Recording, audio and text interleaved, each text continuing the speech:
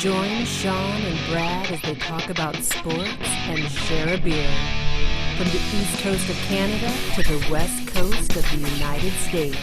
What's up, friends? How you guys doing? Sean and Brad here, Guys Beer Sports, episode 25 today, quarter of a century.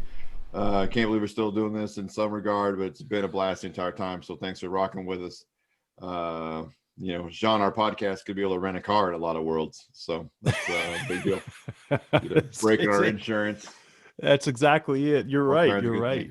Insurance has gone lower. Excellent.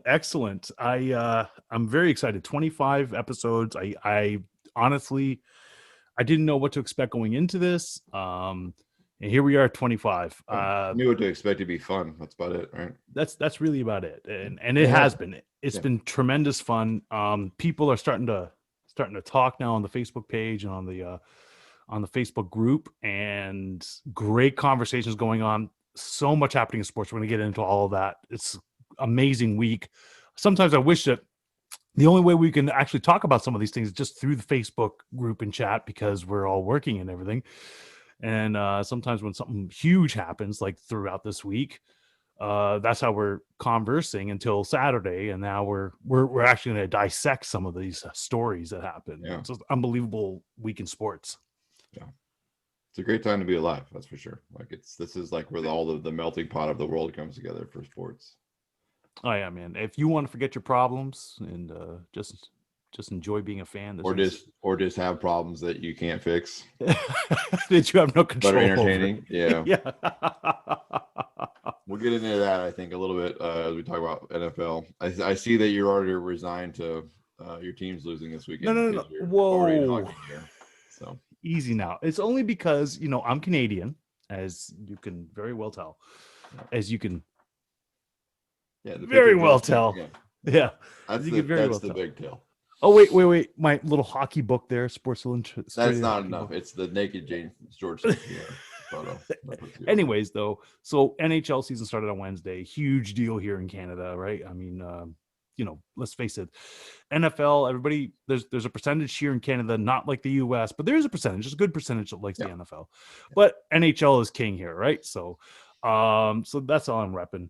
The thing is, no, I'm not sitting there thinking that the Bills are going to lose. I think the Bills have a great chance. I don't know if you've been looking at the stats between Lamar Jackson and Josh Allen. We're going to get into it.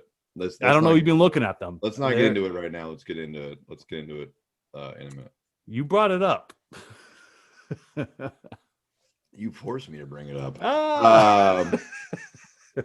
So whoever you're watching this in your time, in real time, Saturday morning, it's 8:15 on the West Coast.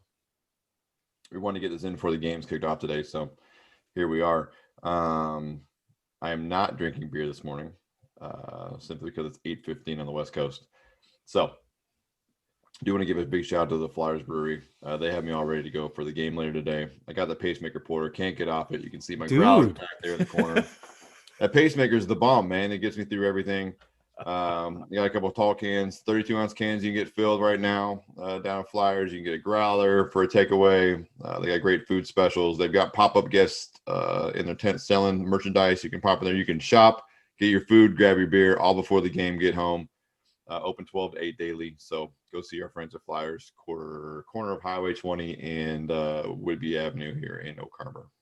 Yeah, I just want to say thank you to Flyers there for supporting us and just promoting us. It's been amazing, and Tony and the boys there, thank you so much for that. I'm still in quarantine. Joanna, like I said, she got back from Ohio, or almost at the end of it.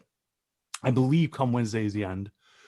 So I'll be on the beer next week. It's been on the beer. Yeah, man. Lots happened this week in the world of sports. Yeah. I don't even know where to start. I don't even know where to start. Okay, let's just start with hockey. Let's just start with hockey right now. All right. So hockey started on Wednesday. We have the different divisions. They're just going to play each other at nauseum. Right. So Montreal, Toronto, Ottawa, and Toronto, we're going to see them 10 times. That's already half the season right there. And then you have all these other teams that are going to have to play. Yeah. It's already the scores are outrageous because there's no preseason or anything like that. No one's worked into it, right? No, I mean, it was 5-3 last night for the Senators against the Leafs. And I know right now one of my buddies there, Dave Conacher, probably most happiest Sen ever. He doesn't even call my team. Did you put your Ottawa jersey on last night and sleep in it? Get out of here. He didn't even, you know what the funny thing is? He doesn't even call my team by their name. He calls it the blue and white team. Yeah, like how disrespectful. it's super. It's just like, really, dude. Anyways, Dave, hey, hope you're doing well. Thanks for the tip, buddy. I'm gonna start calling them the blue and whites also. Oh my gosh. Dave is actually out in Oak Harbor right now. So Dave, if you're listening, make sure you look up Brad and then you can share stories. Buddy. Let's get it in. We can talk about Sean. Yeah, so I watched a little bit of the opening for hockey. I think I'll commit to watching one game a week. It's just at least until the other seasons or until postseason's done. Yeah. Well, yeah, when I have more time. But there's one thing that strikes me in this whole thing, and it's this: how nervous are you that the NHL is going to be bankrupt at the end of this year? I'm actually not as nervous as what I was going in. They're selling naming rights for their divisions. They're advertising on their division rights. It's the Mass Mutual East Division. Yeah, I know. We're the Scotia. I think it's the Scotia Bank. Discover Central Division. Yeah, the Scotia Bell. I think it's the Scotia Bell North Division. The Honda West Division. Yeah. Come on, man. Like, what are we doing here? Yeah, well, they're doing that, and I don't know if you've noticed on the helmets, but they also have whoever has the owning franchise of that. It matches at the front, and that's fine. I don't mind advertising on jerseys and helmets. The advertising on the glass is a little bit irritating. Have you noticed that? On glass? You mean on the boards? On the boards? Yeah. What do you call it? Yeah. The boards. No, the glass is the glass, man. No, it's on the glass. Like it's superimposed on the glass during the broadcast. They have logos.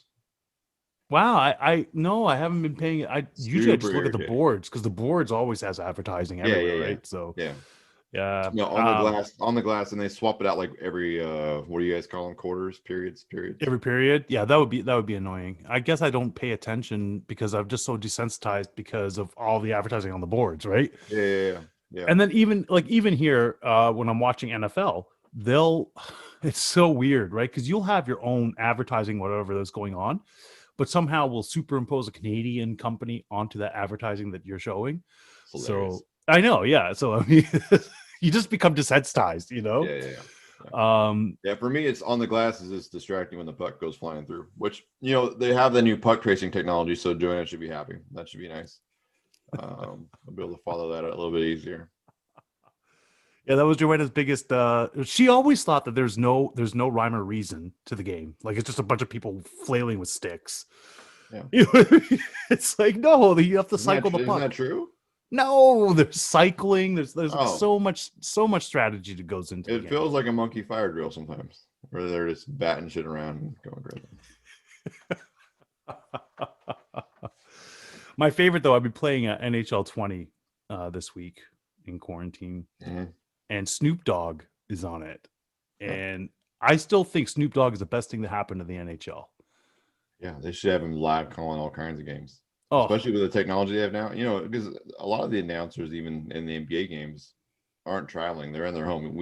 Tony Romo's been calling playoff games from his home because I think he probably had a little bit of a COVID issue. Yeah. He seems to be the only one not traveling. But with the technology they have these days and the way they can just boom the broadcast right into your house, man, set Snoop up in the studio. Like, let's get this in. I totally agree. I mean, we need it for everything. Yeah, like it's funny, right? Because I would watch hockey games that Snoop was on the call for. 100%. Absolutely. Because the thing is that he actually understands the game too. He's not just one of those guys. He's just like he understands the game, and that's it. That to me, for a guy that played football, grew up around football, basketball.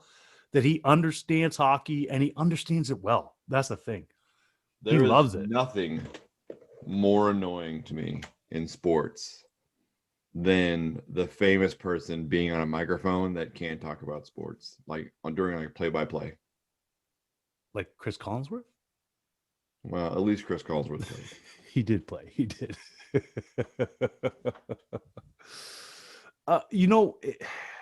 Even I like guess the guy like Stephen A, who knows a lot about sports. I don't know if you ever seen him on a live broadcast. He's terrible. I remember him when the UFC first started on ESPN, Yes. and they just brought him It's in there, and it's like, did this terrible. guy ever watch a UFC fight? No. Like, All he watches, he just watches the story, gets some background, forms an opinion, and he's very good at that. He is not good on his toes. Until Dan Cormier, kind of was looking at him like, Yeah, can't do it. But you know, like that's I don't know, man. Like, we're getting off topic here, but you know, Jay Onright and Dan O'Toole, they were on FS1 when they first started. They came from TSN. They're back here in TSN.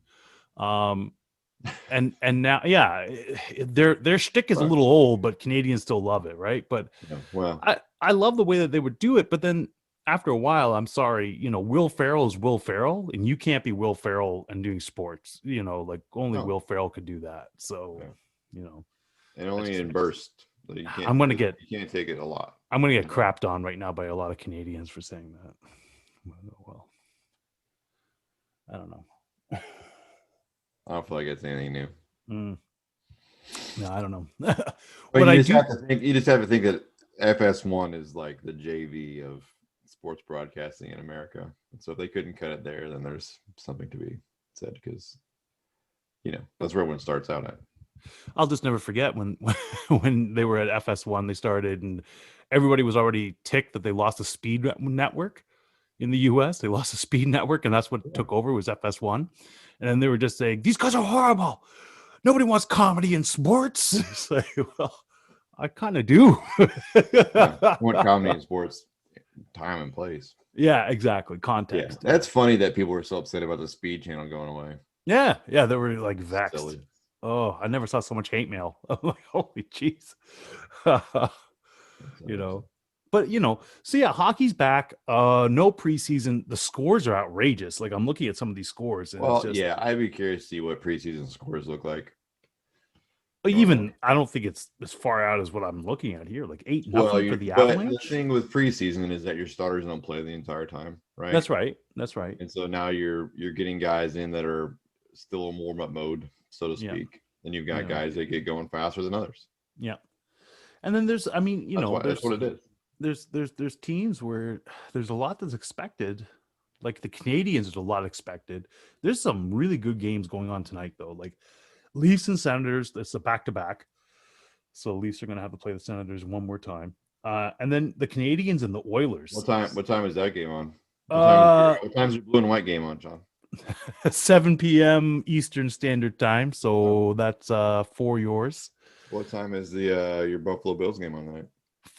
You know what? Buffalo Bills game today is at 5:15 my time. It's 8:15 Eastern time. I'm not watching the Leafs. I'll tell you that. Sorry, Leafs.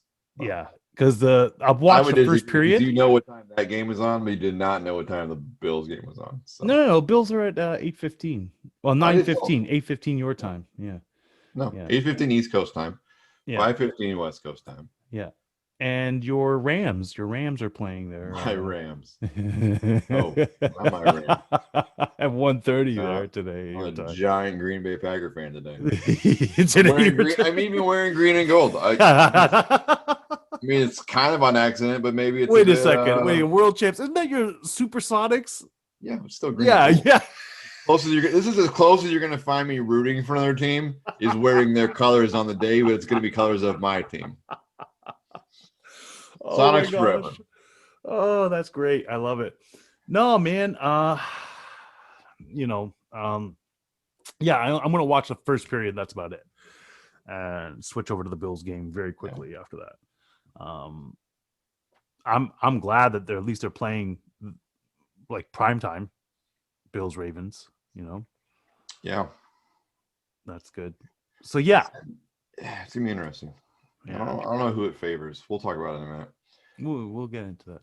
What else do you feel? I think, I still hold on to the pick I made last week when I said Vancouver was going to be the sleeper. So, well, Vancouver is going to have to compete against like teams like Edmonton and Winnipeg, right? Flames. Yep. Yeah. So I mean, the Flames they're no joke. Edmonton has probably got the best 1-2 punch in all of hockey. Yeah. I thought it's interesting that you just said that that's who they have to compete against, but your blue and whites are in that same division, and you failed to mention that. They're in the same division, but the thing is that we're playing more against Ottawa and Montreal, maybe a little bit more Winnipeg. You know what I mean? Like we're going to see Ottawa and Montreal a heck of a lot this season. And usually we're lucky to see them 4 or 5 times, right? Now it's double that. And it's like, teams are going to be hating each other going into this postseason. Yeah, I'm interested. Yeah, the postseason is gonna be wild because familiarity breeds contempt, right? Mm-hmm. That's gonna be some real things going on in the playoffs. Be interested to see if Demko can hold it together in a full season. So, well, Demko, I think he's backing up Braden Holtby there, so he's gonna be all right and brought up. Yeah. Another thing is that your Canucks, for sure, they're a sleeper. They came out with the best goaltender in all that free agency. So to be able to grab Braden Holtby, 2018 Stanley Cup winner, did well. I feel like Thatcher might play before too long.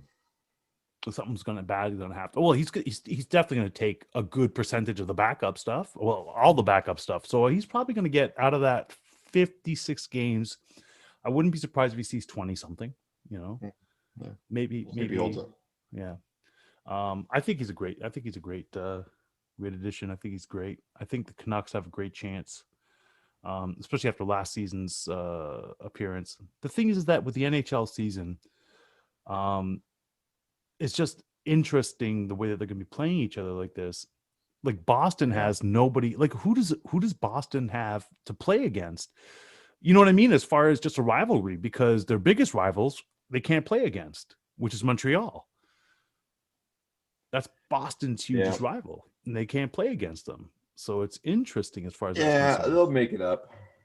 I mean, they got to go to Philly. Philly and Boston have no love lost. They play the Rangers and the Islanders, New York and Boston. I mean, they'll figure it out. Yeah, like I get from a rivalry perspective, but you're talking about cities and history, and those two aren't going to get along very well.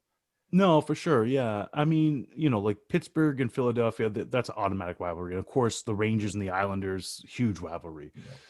Devils mixed into that. Yeah. Then there's teams where it's just like, like Vegas. Vegas is so young, and yet I'm sure there's some teams that can't stand them. And I'm sure one of the biggest rivals is Washington, and they're not going to see them at all this season to the postseason. Yeah, it's always so crazy to me that like where the line is. I mean, looking at this West Division, and it's St. Louis and Minnesota. You couldn't put them somewhere else. That's so crazy to me. I know, right? Considering how close Vegas, Missouri, Colorado, San Jose, Arizona, Anaheim, Los Angeles. Yeah, that's all West. That's easy. Yeah, that was easy. Yeah, Minnesota, the West. I know. Yeah, whatever. It's fine. I know. It's weird. I always thought that too, because Missouri just borders on Illinois. So it's like, how is that not more central? I don't understand. It's fascinating to see how NHL deals with the COVID situation. It's, you have 19 Dallas Stars testing positive. You've got a handful of other players. It'll be interesting how the two countries decide to handle those things, because they're just very different. Well, it took at this point. It took so long. It took so long for Canada to get on board, right? Yeah. Just even do travel. Like, what happens with the travel, and what happens if there's an outbreak in Canada, right? In the Canadian division, what does it stop? Like, it's interesting questions. Yeah, well, and we'll see. We're watching it right now in the NBA. We're watching the NBA having to, I think they're coming up on a real issue, and having to cancel and reschedule games right now. And we saw it with the NFL early, but with the NFL, it's a little bit easier to have some flexibility in moving your games around. That's why we saw some Wednesday night games and those things, and games kind of pushing around. See, it comes down to how much are you dependent upon commercials? You know what I mean? Like, because they pay for that game to go on. So how much are you dependent upon that in your league? Can you move it? because if you are truly the like as a league, like the NFL, I really think they could have moved the Super Bowl if they wanted to. They could have moved anything around that they wanted to, because that's how powerful the NFL is. Yep. NHL and NBA, I think the NBA's got some juice. They can move stuff around if they had to. The NBA has postseason juice. Yeah. For sure. NHL, that's a hard one. That's hard. Yes, because the NHL is selling the naming rights to their divisions right now. I know. Well, listen, like that's a step away from selling naming rights for your team. Yeah. It's not the same as the CFL though. Like, hey, so you could pay. Don't give us No. back the money. Just put your name. Put your name onto the trophy. To the Grey Cup. It's not the same. You're right. How upset are people going to be when the CFL goes bankrupt and they don't get to have their name on that trophy? CFL gets NFL money, so they're never going bankrupt. We'll see. NFL invests in them, so yeah. But I mean, lean times, right? Salary cap's going down in the NFL. Starts cutting some of that revenue out. Yeah. So true. Moving to NBA, really the one thing I wanted to talk about. Unless you have something you want to. No, I mean, as soon as you said revenues and you said caps going down, I wanted to bring that up. So. Here we are. James Harden is a Brooklyn Net. First things first. Are you excited that he's not a Toronto Raptor? Yes. I don't think that guy would have brought anything. All right. That's a little harsh. He would have brought points. No defense, all offense. I don't know if you win more games. Got to be honest. Harden's not a bad defender. It's effort. And I think the thing for me is that he doesn't bring leadership. No, he's a whiny baby. I mean, DeMarcus Cousins. You know who he loves, though, and who he thinks is his big brother? It's Kevin Durant. I think this is the best possible landing spot for James Harden. I don't think they win. But I think from getting the best James Harden, I think you'll see it when he's paired with Kevin Durant. I don't know, man. Boogie Cousins ended up saying that he was overweight, and he just had a hissy fit about that. But he was. Boogie Cousins isn't wrong. He's not wrong. I think James just had wore himself out in Houston.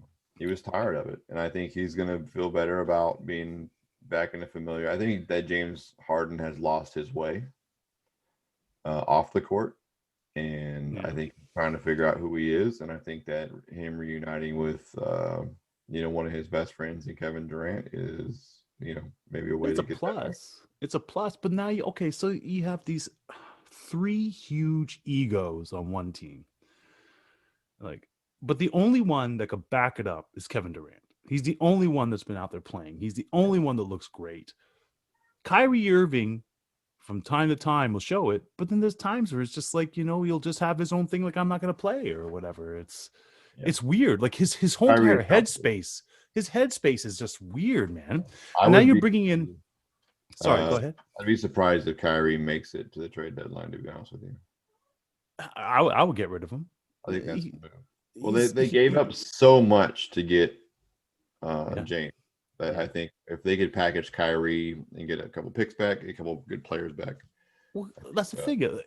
Like LeVert, I like LeVert. LeVert has great defense. LeVert's going to go off in Indiana. Watch. Two-way player, great two-way player. Victor Oladipo now in Houston. I think that's great for Houston. Yeah, he's not James Harden, but with him, he has effort. Yeah, and John Wall. If they can stay healthy, Houston's really put its team together. Indiana got markedly better. I was able to watch Indiana play twice this week for some weird reason. That's just how it fell in the West Coast schedule for them. And they are a really good team. Mm-hmm. And I watched them play Thursday night after the trade. So they didn't have they didn't have any of their players back. Like the players they had traded off were gone, and the players are coming in didn't. And they were because they have to wait, right? Yeah, they were a really good team. Yeah. And adding LeVert, who's going to go off. Just watch. Like, oh yeah, he was on the edge last year. I felt like, and was just kind of getting going this year. And I think, well, think about it. They had no Kyrie in the postseason. It was all LeVert against the Raptors. It was all LeVert. Yep. That's why I said LeVert's a great player, and so Indiana just won the sweepstakes for that. Man, I put that thing that NBA put up with that's scene from The Office. Oh yeah. I mean, to me, that's so true. Where they're just in that Mexican standoff. Who's going to take the last shot? Like, who is? Who? It's What KD. set plays are you doing? So Well, now, we're gonna see what Steve Nash is made of, you know. And one thing to not miss with Steve who's Nash, Who's the assistant coach there in Brooklyn? it's Mike D'Antoni. So that's the interesting thing here, is that he Yeah. coached Harden last year, right? Yep. And he's one that gave the check off, even though everybody else is saying that Harden's a problem child, whatever. D'Antoni said, "Go after him, go get him." Well, but yeah, James was never a problem for D'Antoni, right? Yeah. Was not. Steve Nash was a special assistant coach in charge of player development for the Golden State Warriors when Kevin Durant was there. Right. So they have history there. Mhm. But maybe more importantly, Steve Nash has familiarity, has been in rooms with Steve Kerr, and understands how to mesh three, superstars together to get them on the same page. Yeah. Four, really, if you count Draymond Green, which I would argue that Draymond and Kyrie are similar in problem, not similar in player or stature, but like this with the headspace and with the disruption they can bring when they're not happy.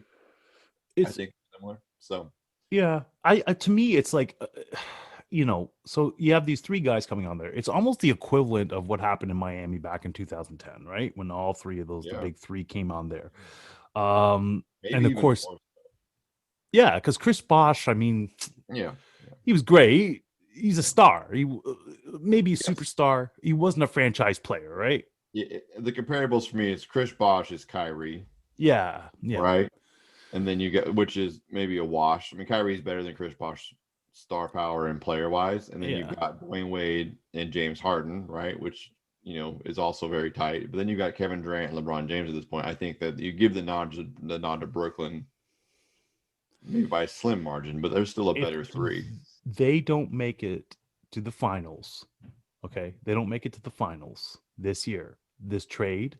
If they don't make it to the finals the next 3 years in a row, it's a bust. Yeah, it's a bust. Yeah. It's a bust. You don't have to win it. They don't have to win it every time, but they have to make it. Yeah. That's what you just traded. In the East. Especially in the East. Yes. You should have no problems walking through, maybe Minnesota, but even Minnesota, I mean, I'm sorry, till Giannis shows me something different. Not Minnesota, sorry, Milwaukee. I was gonna say, man, until Giannis, I know. And also in the West. Yeah, unless Giannis shows something different in the postseason, Yeah. It's, when you wonder about, there's a couple. I don't think they'll have any problems. I think they're built to that. I don't think that Giannis and KD 1-on-1 goes Giannis's way. No, and so he wins back-to-back MVPs. Just so happens that Durant's not playing really in both those seasons. So you know who else won a lot of MVPs? Steve Nash. Two. Yes. Yeah. But he played Did he win? No, but he played so that's just, it is what it is. He played in the era of Kobe and LeBron and all them, But exactly. Yeah. He still won the MVP, but that doesn't necessarily dictate that you're going to be good in the finals or in the playoffs. He was playing for the Suns, though. I mean, exactly. That's what I'm saying. He's playing for the Bucks. The Bucks aren't good either. I'll watch that. They've got some talented pieces, but they're not a team. And that's the thing. Like I'll tell you that I will watch this James Harden debut just to see how him and Kevin interact. Because on the Olympic team when those three go, like that's a squad. It's just almost unfair though to be those three on the East. Yeah. Well, I sent you something this week. I don't remember which of the teams were how many. I feel like it was 4, but those three, Harden, Kyrie, and Kevin Durant, their contracts are more than 4 other teams in total. Dude, right? Think about this: 4 or 5, $115 million just for those three players on one season. Yeah, there's at least 4 other teams. The Knicks are one. I feel like it's the Pelicans and maybe the Hornets, maybe, or something like that. Anyway, $115 million. Yeah. I mean, 3 of your stars, you got 14 guys that are paid less than those 3. You got to go. And you have to win now because you just gave up first round picks for the next 3 years. So you have to be good. Yeah, but the Clippers did it. Then the Clippers look like garbage right now too. Yeah. Paul George though looks good. What happened to Kawhi? I think he is who he's always been. What's that? He is who he's always been. What's that? He needs a superstar to be around him to get him somewhere. You didn't need a superstar in Toronto? He needed Kyrie Lowry. Or not Kyrie, Kyle Lowry. Kyle Lowry? Kyle Lowry's a superstar. Okay, I'll give you that. Yeah. I don't have a lot of faith in the OGs and the what's the other kid's name? Pascal Siakam? Yeah, Siakam. I mean, they're fine. Fred VanVleet. Yeah, they're all fine players, right? They But are. They're not DeMar DeRozan's or Kyrie or why do I keep saying Kyle Lowry. Man, Yeah. I cannot get past it today. Kyle Lowry, I think, is in the last year of his contract. I don't think he's a Raptor after this year. I don't think someone's going to pay him because I'm telling you, man, he is the guy. Right? Kyle Lowry is he's going to go somewhere where they need a point guard that they want to win with. I'll be surprised if he finishes up the season as a Raptor. Yeah, I think. Yeah. What's the GM's name there in Toronto? Masai Ujiri. That's right. I think that he's a smart guy, and he probably understands that Kyle doesn't want to be there,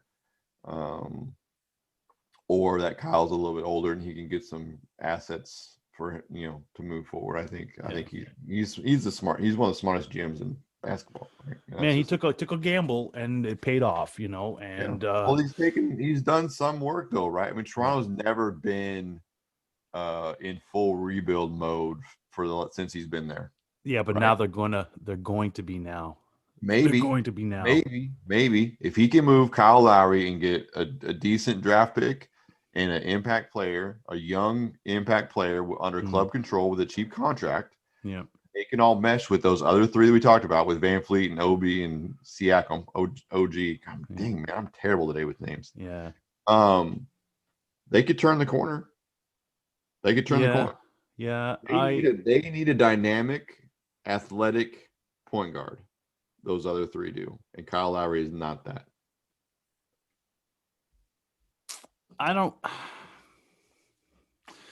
The thing is that if you can't do it with Kyle Lowry right now, who are you going to do it with? That's my thing. I don't think that there's as far as point guards go in the NBA right now, he's got to be top 5. Yeah, Kyle Lowry, he's got to be top 5. Yeah. He's not a slouch. His defense is on point. He can get double doubles when he wants. Great assist maker. He is. And anybody that were to get him would be getting themselves somebody that's going to be able to gel guys together. I just see him not finishing the season as a Raptor. Man, if you're Tyronn Lue, you're calling, right? Kyle Lowry and the Clippers. Wow, that would be like the Raptors light. Dude. The Raptors heavy. Yeah. Kyle, Kawhi, and Paul George. Kyle, Kawhi, Paul George, and Serge Ibaka. I'm sorry. That's a thing that's it's missing. It's missing in Toronto. You notice it. That guy. That pressure in the middle. Well, even the Marc Gasol, right? Yeah. Even Marc Gasol. That's exactly it. Although I think that, what's his face there? Boucher has been doing very well. The 28-year-old part-time rookie. Yeah.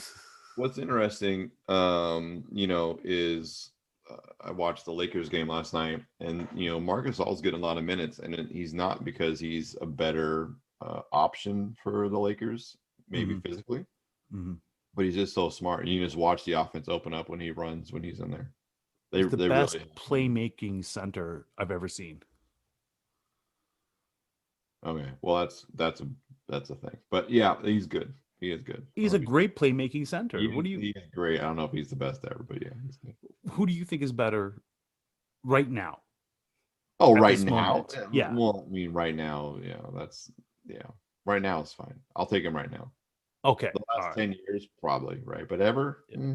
Okay. All right. Sorry. Words matter. You said that you had ever seen. That's what I was reacting to. Okay, on my team, he's better. Yeah, he's better than his brother. It's weird to even say that because his brother won so many championships there. Yeah, but as good as he was, he's not. It was opportunity, right? It's time. It's place. for the Gasol brothers. Man, it's interesting. I mean, it's so young, the NHL and the NBA season, but yet in the NBA, so much news already, and I just think there's more to come. It's unbelievable. Now the NFL, buddy boy, this is big. Divisional weekend. Yeah. One of my favorite weekends. It's less games, but man, you couldn't ask for better matchups, right? Nope, not at all. Not at all. Like, I am stoked right now. What's going on?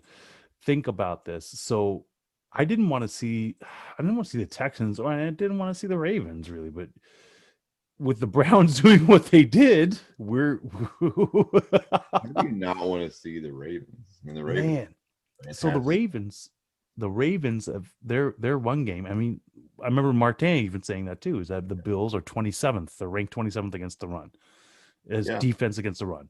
So I see Lamar Jackson running a lot. Lamar Jackson has the opportunity to be the first quarterback in NFL history to have 2 back-to-back 100-yard playoff games. Yeah, I see that. But if you have a look at his stats compared to Josh Allen, okay? Josh Allen is only a few yards less, same amount of touchdowns running on his feet. Yep. But he destroys him in the air. Yeah. Destroys him in the air.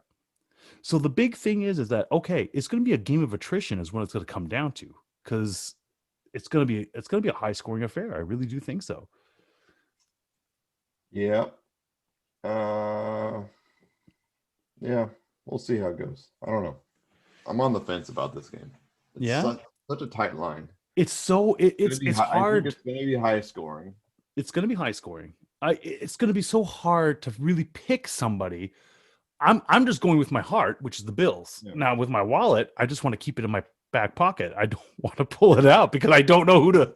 You know what I mean? It's like, this is the hardest game to pick. Yeah. Yeah, it's gonna be interesting to see. And the thing is that as a Buffalo Bills fan, the one thing that I can't shake, and I want to say this before you get to your point about being a fan, is the cornerbacks for the Ravens are so crafty. Yeah. Do they catch Josh Allen in something late? That would be my fear if I was a Buffalo fan. I mean, you're going to see Marcus Peters do some dumb, crazy thing, and pick the ball off, and then dance on your logo. Yeah, I mean, there's always a possibility. He does have 10 picks, right? He has 34 touchdowns, 10 picks. When it matters. Marcus Peters comes up with a big play, and you know where he's going to be. He's going to be covering 14, right? This is Stephon Diggs and Marcus Peters show. Yeah, but here's the thing: is that your slot receiver, probably the best slot right now this season, with Cole Beasley. So I mean, you little dick and dunk things there. If the Bills lose, it's going to come down to something like that for sure. Because here's the thing: is that you gotta compete with Dobbins and Lamar Jackson, and the way that they run that read, I've never seen a guy take off so quickly. Yeah. Now Josh Allen could take off quickly. Josh Allen has shown that he doesn't care. He's shown he has no fear. He'll put his body in harm's way. And he wants to win. That's the thing. Both these guys want to win. Lamar Jackson just got his taste of his first playoff victory, and so did Josh Allen. They both got their taste of first playoff victory. They want to go further. And now we see who they are. Yeah. And it's the same thing as with contracts, right? We talked about this not long ago. Is the guys that get big contracts, you can tell the next year if they want to enjoy it. Yeah, if it wasn't for Josh Allen, we don't move on from the wild card. Yeah, he played an unbelievable game. He played well. He definitely played well. But now you need him to do it again. You need him to do it again against. This is the tell. I mean, I'll probably shut up about Josh Allen if he plays well. Yeah, and that's the thing. That's what he's had a good season, and now let's see. This is where it counts. If you have one good game and you can build on and have another good game against a vaunted defense, in the weather conditions, all those things. That's the other thing too, right? He hasn't played in snow, Lamar Jackson. Now, I mean, is that going to be I don't know. Is that going to be a huge deal? Is that a deal breaker? I don't know. What I do know, it goes in one of two ways, and that's the thing. what I do know is that both their football IQs have gone up. Like Yeah. Lamar was doing boneheaded plays. Josh Allen was doing boneheaded plays a year ago. Yeah. Both of them now. I mean, just to watch Lamar the last little bit against Tennessee running, and then instead of going out of bounds, just lies down to run clock. Those guys decided this offseason that it was less about that they should rely less on their physical ability and be more cerebral, and it's you can see it paying off. Not that they discounted they were the guys that always got by on their natural gifts. I to me, I mean, it's a great game. Probably the biggest one that's happening out of it's huge. It's one of the biggest ones for sure, and it's probably the most. It's the best game of the weekend. To me, it's the most evenly matched for sure. Rams Packers, man. All right, so let's go back and let's just pick this. Who wins? I'm saying Bills, and I'm saying Bills by 3. All right. I'm saying it's going to be 45-42. Yeah. You?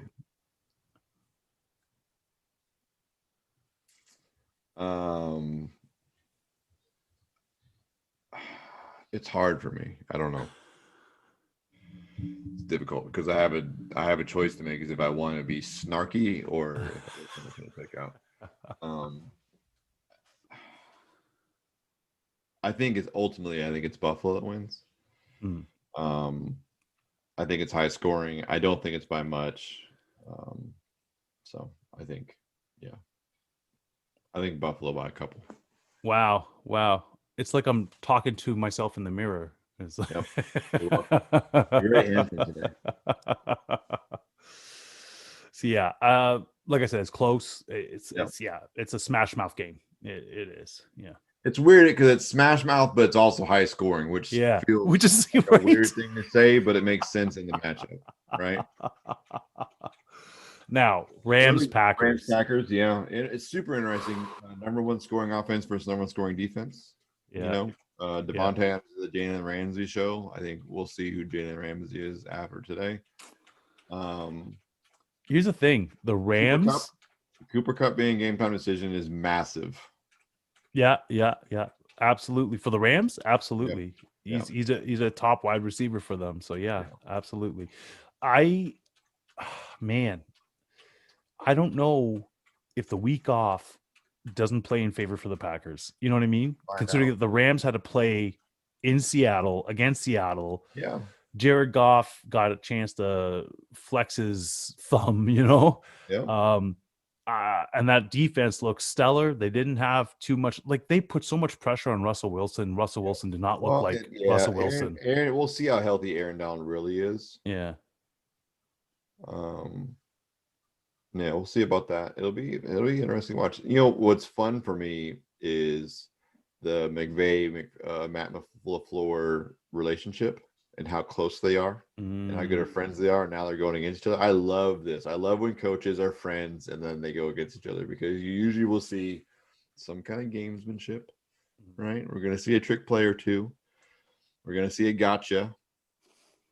But I think, the level, like when you have two guys that are as competitive as McVay and LaFleur are, you're bound to see something. And then you throw in Aaron Rodgers, who just is otherworldly right now. That'll be, to me, it's less the matchup of Devontae Adams and Jalen Ramsey, and it's Aaron Rodgers and the Rams defense.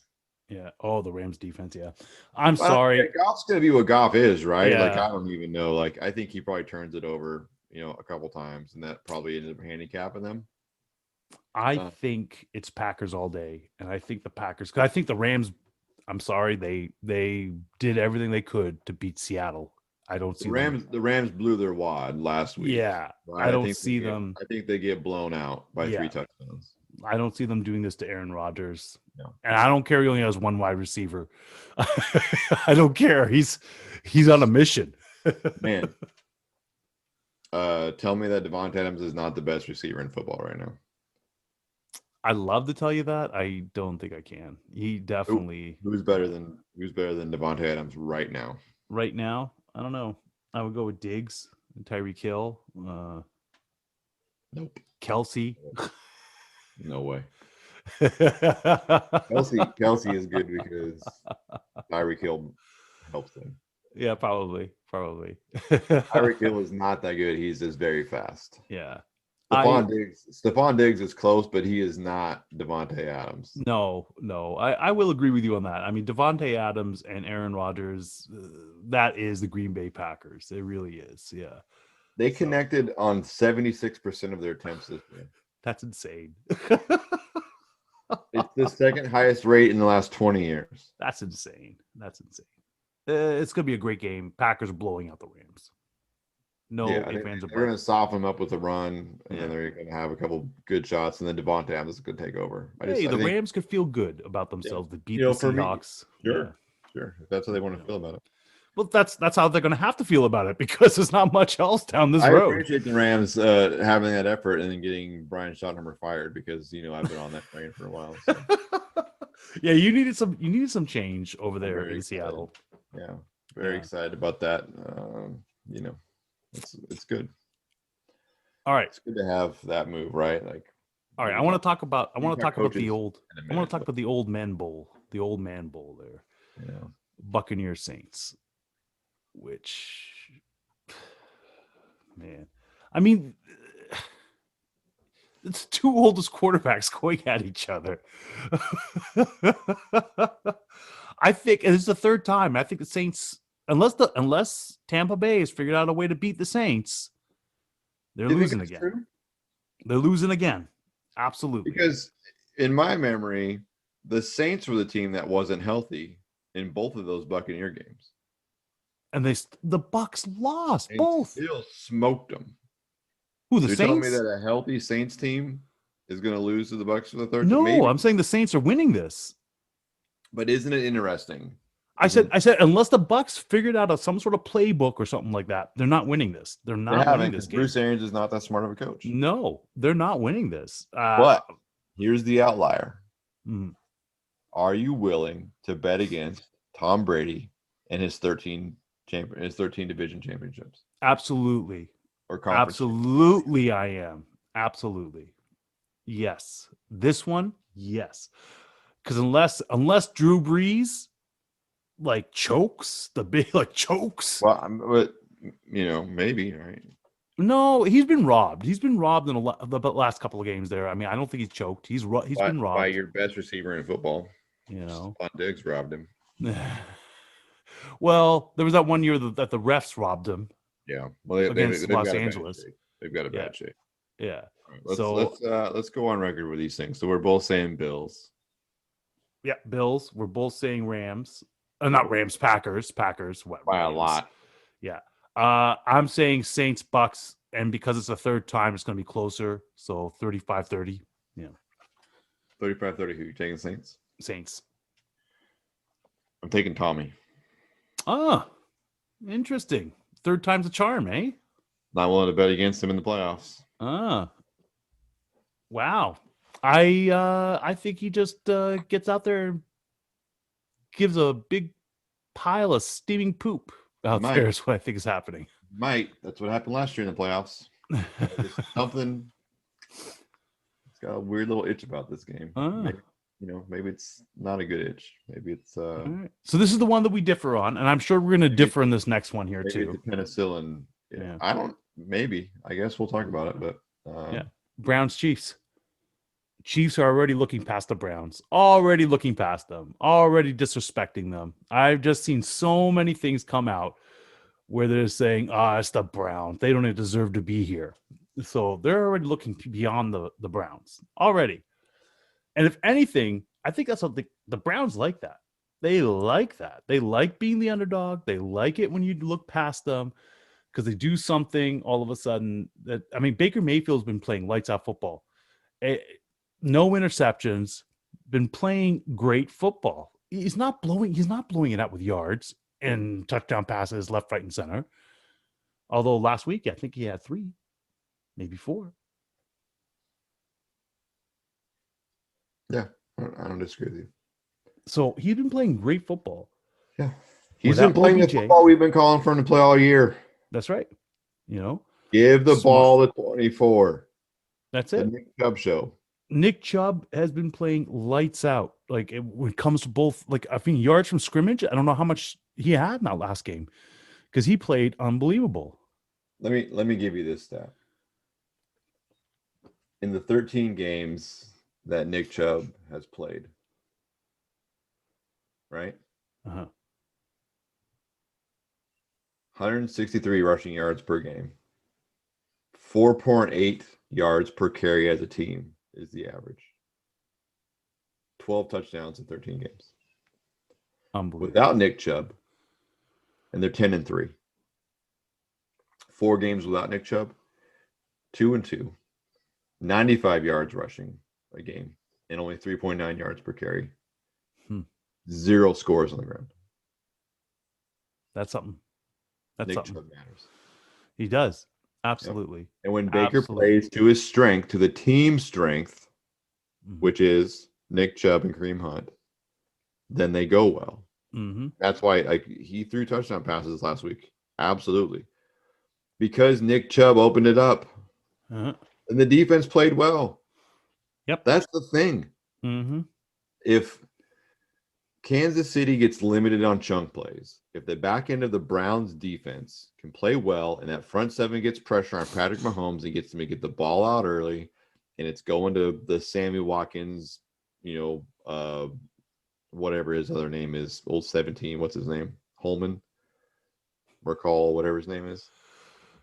If it doesn't go for 50 yards to Tyreek Hill or 27 yards to Travis Kelce, right? The Browns have a chance. And then it's ball control.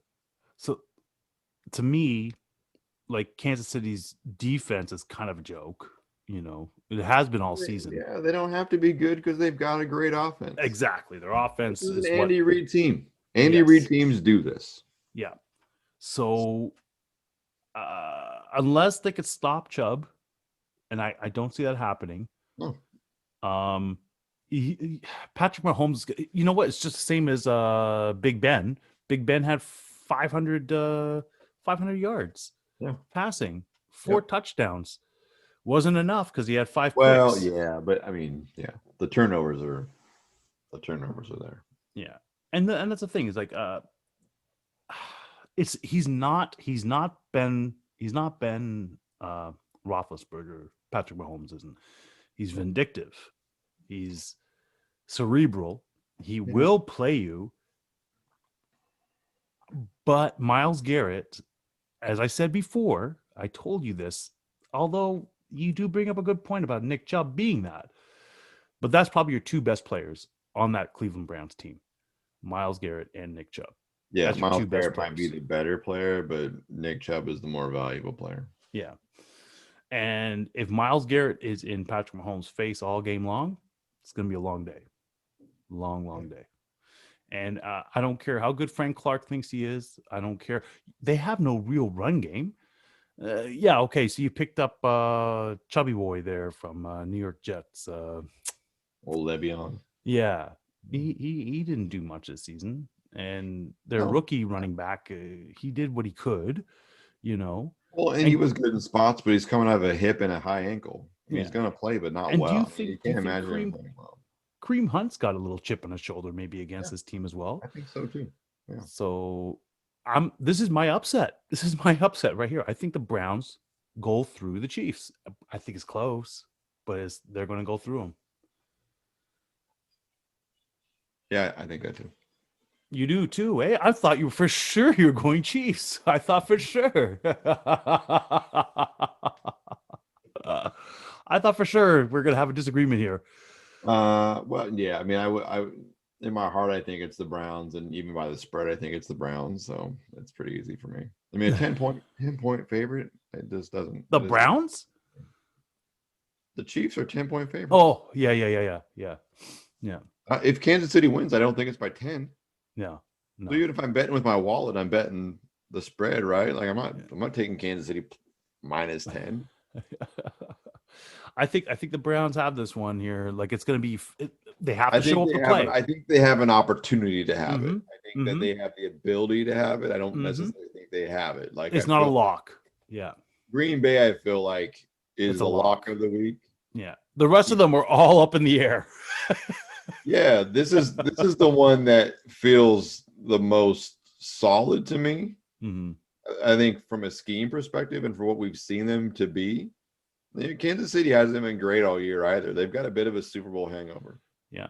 And Stefanski's going to be there this time. Yeah, I think it's that. But I think, the Tampa Bay Saints game is more of a coin flip for me. Yeah. And that Bills Ravens game is too. I think those are the best two games of the week. Oh, yeah. From just a sheer football come down to the end, tight pants kind of game, Mm-hmm. if that makes sense. But Oh, it does. Totally. I'm so stoked for this weekend. It's going to be great. It's going to be absolutely great. All right. Urban Meyer, the new head coach of the Jacksonville Jaguars. Fascinating. It's fascinating to me. No NFL experience whatsoever. Yeah, I personally feel like that gets overblown though. I think a coach not always, but I think a coach not having NFL experience doesn't matter in some cases. Urban Meyer is one of those guys, right? I think he comes in. Jacksonville's a bit of a college team anyway, right? They don't have a lot of history behind them, so he could come in and really make his mark. The fan base doesn't expect a lot, which is helpful. I think they're just happy to have somebody there. It's fascinating to me what he's going to do with the first pick. I think up until this morning, I felt like Justin Fields was maybe in play. Urban Meyer had recruited him, and with Urban Meyer's still ties to this day with Ohio State as much access as he has. He probably seen Justin Fields practice more than anybody else, right? Outside of Ryan Day. And so I felt like maybe they gave him the edge. This morning, though, I read about how Urban Meyer was just infatuated with Trevor Lawrence after the 2019 year, when Clemson beat Ohio State as a freshman and what he thinks his potential is. I shifted today. I feel like Trevor Lawrence is the number one pick. I don't think it's Justin Fields. I think Fields slides down a little bit. I do too. That's what I've been hearing too, that Urban Meyer is probably looking forward to working with Trevor Lawrence. It's so funny. I've just heard a lot of the pundits just going off about that no coach that comes from college, straight from college over, has any sort of they even said that Pete Carroll at least had some NFL experience but Chip Kelly came over garbage, right? But the thing is that Urban Meyer is a different coach. He's taken losing programs and turned them into winners. That's the operative word. Yeah. Programs. How many college coaches have we seen been successful at the college level that jumped to the pros that had taken multiple college programs from, not even from the bottom, but just elevated them? Right? Urban Meyer, Utah, Florida, Ohio State. You're forgetting about Bowling Green. He had Bowling Green starting at Bowling Green, but producing talented first round picks in those programs. He has Ezekiel Elliott player development. He understands all those things. Chip Kelly for me was never going to be a good coach. No, he couldn't recruit well. He had a system that wasn't going to work in the NFL. It wasn't. That system was not going to work in the NFL. No, you can't be playing speedball. No. It was a system that wasn't going to work, and he wasn't going to be able to adapt. Yeah.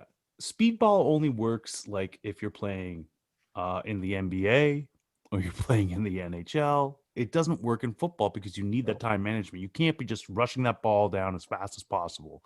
Yep. Because now your defense is expected to. The talent is even. That's the thing, right? That's it. So I totally agree. Yeah, I'm really happy about that. I think Urban Meyer deserves that. And what a better place than to go to Jacksonville to do it. Yeah. And I'm glad that Doug Marrone got fired after what he did with the Bills. So glad. It's see you later, buddy. That's hilarious. Dude, he walked out. He walked out on the Bills. It's what? Yeah. He was always a chump. Yeah. Unbelievable. That's how we ended up getting what's his face there. The fat man, Rex Ryan, after that there. Oh, Rex Ryan was your coach. Yeah. What a joker that guy was. He was calling against the Bills there 2 weeks ago. Get out of here, Rex Has Ryan. anybody made more money off of Ray Lewis than Rex Ryan?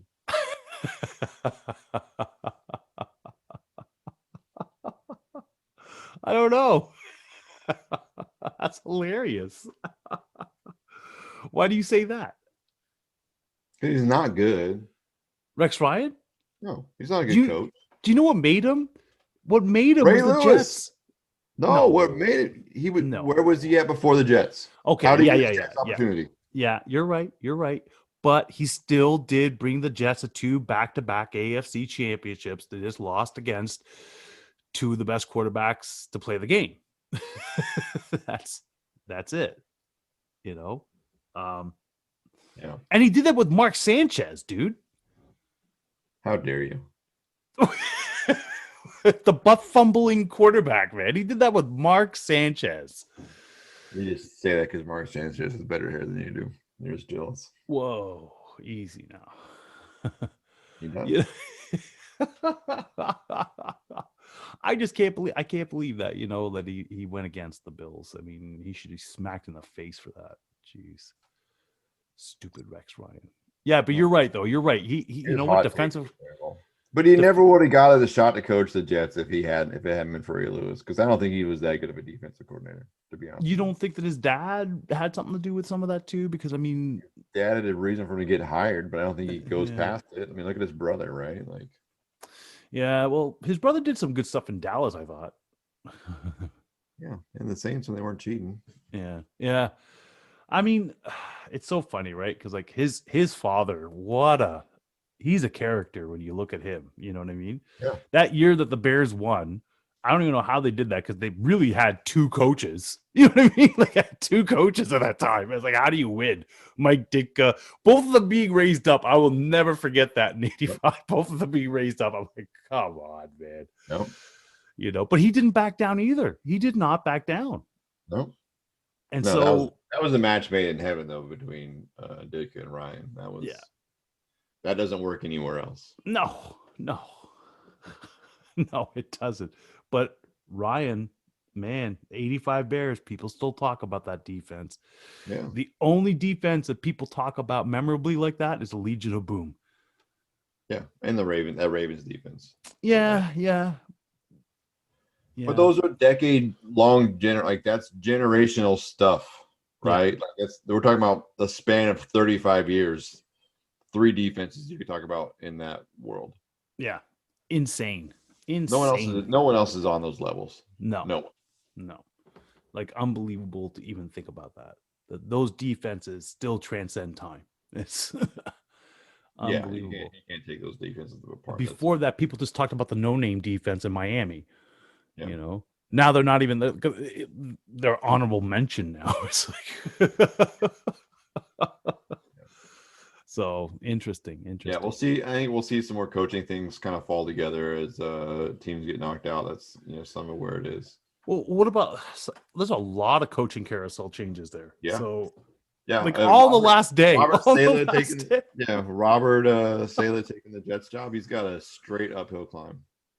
I'm surprised he left the Niners. I know there's a lot of people, not a lot of Niners fans that are pissed. I'm not surprised that he left the Niners. I'm surprised that it was the Jets that he took. I'm surprised that's the job. I thought he was in it. I thought for sure Atlanta was his landing spot. You thought so, eh? Yeah. Who's gone to Atlanta anyways there? Arthur Smith from the Titans. Wow. I don't even know. He's their offensive coordinator. Wow. He looks like a fat Nicolas Cage. Nice. And Quinn ended up going to I forget again now. Oh my gosh. Dallas. That's it. They're DC, right? Hurts my feelings. I'm sure it does because I thought for sure he would come back to Seattle. I thought for sure. Well, they didn't fire Ken Norton, so he can't come back. That's true. Yeah. That's sad. There's still time left. I mean, I Seattle. There's some problems there for sure, but I mean, I don't think it's anything glaring. I don't think it's anything that's like, oh no, it's scheme. Yeah, It's all fixable with coaching.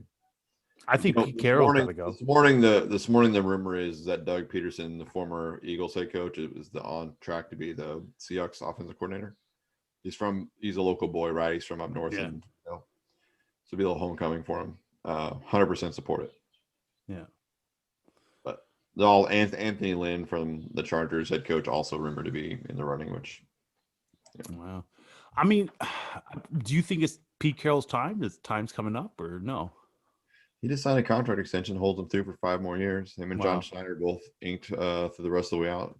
I mean, could they take a shot and get a young OC they would groom to be the next head coach? Possibly. Yeah. I think they're running out of the window with Russell, though. I think they need to get somebody on now that's going to help them win and not have some learning bumps. So I think, I like what Anthony Lynn was able to do. I'm really surprised that the Chargers got rid of him. I was too. You look at the scheme that he runs, it's very Pete Carroll friendly. Mm-hmm. It's heavy run game, good offensive line play. And then take his shots down the field, which is Russell's MO. Yeah. You feel the same thing about Doug Peterson. You see what Doug Peterson was able to do in Philly the last couple of years with Nick Foles and Carson Wentz. Russell Wilson, obviously an upgrade there. The receiving core in Seattle, obviously an upgrade there. And the running back room has a chance to be the best that he's had. And so, I think that it's an attractive job for those two guys. I think that if you're Seattle, that's the move. You got to get a big personality in there that's, that knows what they're doing. Now, speaking about coaching, I heard a rumor here. So Mike Babcock, I believe, just signed a contract with, I don't know, NBC or something like that to do some announcing this year. Mm-hmm. But then he's one of the front runners for the Kraken to be the head coach of the Kraken. Yeah. How do you feel about that? I don't know. I don't really. It feels like that's so next year that it's hard to see it. Because it is next year. Yeah, you're right. The thing is that Babcock was fired from the Leafs, right? And he had all the talent in the world around him. And I don't think he's a good coach. I think he's a fine leader. Maybe that's what you need for an expansion team. Yeah. You know what? It's different situations for those guys, right? Like you gotta in coaching is weird, and it's what do you want or where's your team window? Because some guys can get the best out of players and appease your fan base and be competitive and build good foundations, and there's other guys that are there to win championships. Yeah. Man, okay. Sounds weird. Interesting. Everyone wants a championship, but What's that? I said it sounds weird because everyone wants a championship, but not everyone is in that mode. No. And well, the thing is, I mean, it's interesting. I guess that's the only thing I could really think of is that, wow. If anything, though, I think you're right. He'd probably be really good for an expansion team. You could do much worse. Yeah. All right. First UFC back of the new year. Yeah. First free fights. Right? It is. There's, like you said, there's a couple of fights here this week. Historic in this thing. This is the first ABC card, right? So yeah, a real deal, top edge fights. Like it's on ABC. Yeah. You know who's to fight on ABC? Muhammad Ali. Yeah. Since not a lot of things. So big deal for Dana White and those fellas. Max Holloway is one of my favorite fighters to watch. I feel like he's maybe also one of the most unproductive fighters. I feel like he's accomplished quite a few things, but I think that he always left something on the table for. He was a champ. His talent, yeah, but he wasn't. I agree, and then it's not to say that he wasted his career, but I always felt like he had more to give, and he just was happy with where he was, and he's had a solid career. But he's always that guy where like you thought he could transcend to another level. What do you think? What do you think after this fight here? He's fighting Qatar, and then next Saturday it's Conor McGregor and Dustin Poirier. They're all in the same weight category. Who gets a title shot? Conor. You think Conor's going to beat Poirier? On reputation. No, I do think he'll beat Poirier, yes. I don't think so. I think Poirier got his black belt in BJJ. I think he's going to take him down to the ground. It's a different Poirier than we're seeing. I don't know. I don't know. I've been watching Conor. I have a love-hate with Conor. You know that. And I can't stand him. Every time I watch him, I want him to we are watching vintage Conor McGregor right now. This coming it's up. all like this the Conor we're going to see come out now is going to be early Conor, and You that think? Conor is dangerous. You think some of Conor McGregor's soul was taken by Habib in that loss? Yep, and I think that it reset him because the Conor we're seeing right now, the cockiness coming out of McGregor is a different. It's the early level cockiness of McGregor, where it's less about. He was kind of like whatever. He kind of went Brock Lesnar for a little bit, where he's like, "Oh, about my endorsements and my money and those things." And what happened with him and Khabib, I think that it turned him back around because now it's less. Well, he's still flexing, right? Like he's got money, but like he's got some training stuff out there, and that boy looks like he's ready to go. Yeah, but Dustin Poirier, I don't know, man. I'm interested about that fight. I am. I want to watch it. Yeah, I mean, it's early for fight of the year, but it might be the fight of the year in 21. I think those two match up so well. There's so much bad blood there already. Absolutely. I just think this is vintage Conor McGregor. Yeah. And that to me is interesting. You know what? You might have a point there. I just really thought that Habib just took his soul, man. Just took his soul when he fought him. He did, but I think just it reset him. It doesn't matter how good you think you are. I am just that much better than you. Well, but I think that was a reset for Conor. I think Conor knows in his heart of hearts that he didn't come into that fight as sharp as he could have. He came in on cloud 9 thinking he was. I don't think any Conor McGregor $100 million man.